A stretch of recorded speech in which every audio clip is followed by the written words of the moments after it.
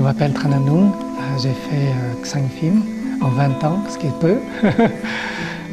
J'ai fait L'odeur de la papaye verte, le premier film, ensuite Cyclo et À la verticale de l'été. Et puis un 4e film qui ne sortira pas, qui s'appelle I Come with the Rain, et puis La balade de l'impossible.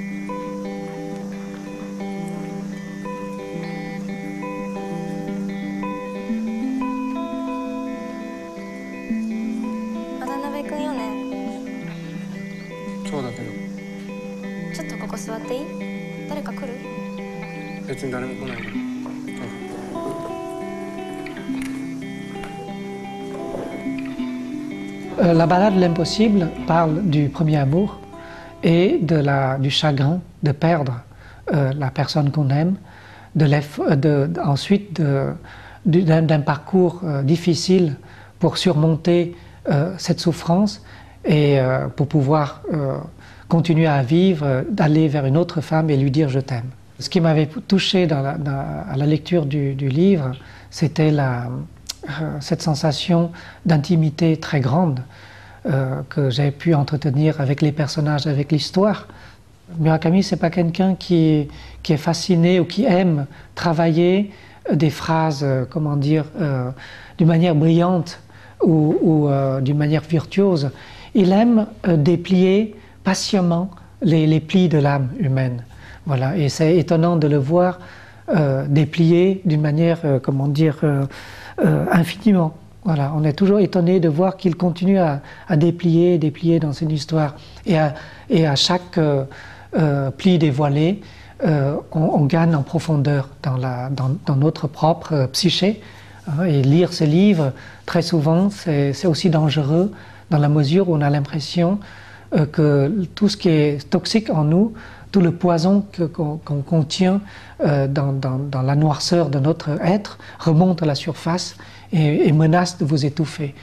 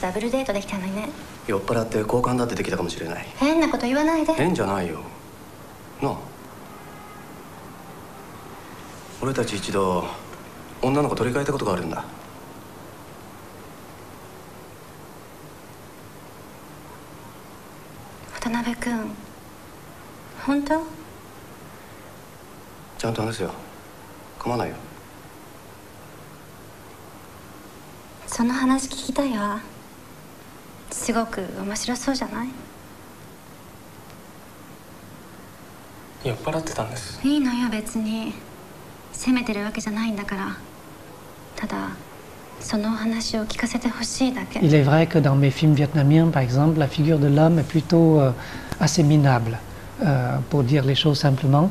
Dans La balade de l'impossible, c'est un peu différent. Le personnage est, à mon avis, presque un homme idéal, dans la mesure où c'est quelqu'un qui est comme une surface sensible sur laquelle viendraient s'imprimer toutes les demandes, toutes les émotions des femmes qui l'entourent. Voilà. C'est quelqu'un qui a une capacité d'écoute extraordinaire. Voilà. Il est sensible, il comprend, ça modifie sa propre sensibilité, d'être en contact avec toutes ces demandes très, comment dire, très fortes des femmes. Donc je ne dirais pas ça. Je ne dirais pas que dans la balade, la figure de l'homme soit très négative. Voilà. Mais je pense aussi que si on doit analyser quelque chose qui est ancré en moi, je dirais que c'est peut-être lié au statut de l'amour. C'est-à-dire que je reçois l'amour comme une forme de grâce, c'est-à-dire un don qui m'a été donné sans que je le mérite vraiment. Voilà. Et je peux par là élargir cette idée que finalement l'amour que l'on reçoit, on ne le mérite jamais vraiment. Voilà. Et pourtant on le reçoit. Au fond de chacun de nous, hommes, on a toujours cette sensation qu'on a le pouvoir de sauver une femme. Voilà. Et donc, la femme aussi, elle a ses failles, si vous voulez, et on est là aussi pour essayer de sauver quelque chose. Et c'est la thématique même de la balade de l'impossible. Quand Watanabe découvre le problème de Naoko, il se donne la mission de la sauver.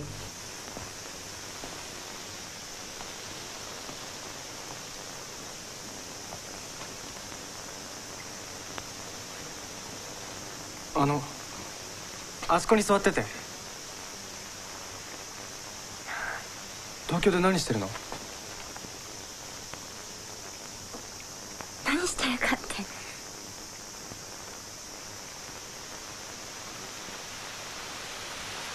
少し歩かない？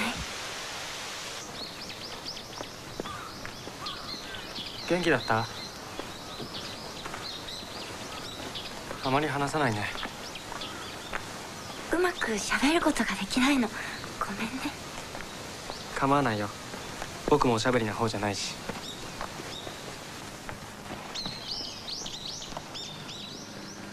Dans la balade de l'impossible, il y a quelque chose qui s'est dégagé du film, quelque chose que je n'ai pas travaillé consciemment, mais qui est comme une sorte de cerise sur le gâteau qui apparaît, une qualité supplémentaire. C'est comment les personnages se comportent les uns avec les autres. Voilà, cette douceur, cette délicatesse, cette capacité d'attention qu'ils accordent les uns aux autres, de là naît une forme de beauté dans les relations humaines. Voilà. Eh bien, ces choses-là, c'est quelque chose qui est important pour moi. Est-ce qu'on dit, est-ce que ça se réfère à aujourd'hui, consciemment, où la relation entre les êtres humains sont assez violents? Même à l'école déjà, l'échange du langage est assez violent entre les enfants. Est-ce que ça se réfère à ça? Je n'en sais rien.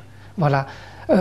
Est-ce que tout à coup on peut voir la balade de l'impossible sur le plan comment dire, de cet échange entre les personnes comme une forme, comme une vision utopique de la vie? Voilà.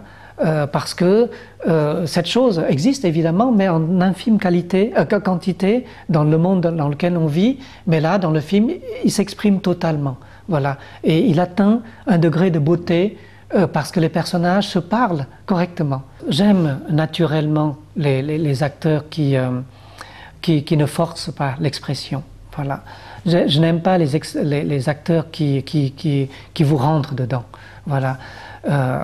C'est-à-dire une forme d'expression agressive, quelquefois trop masculine. J'aime que même les hommes, les acteurs, il faut qu'ils aient une qualité féminine. C'est-à-dire que ce sont des acteurs et des actrices qui laissent les émotions les traverser, voilà, le sentir et quelque part le redonner au spectateur. J'aime cette façon d'être des acteurs.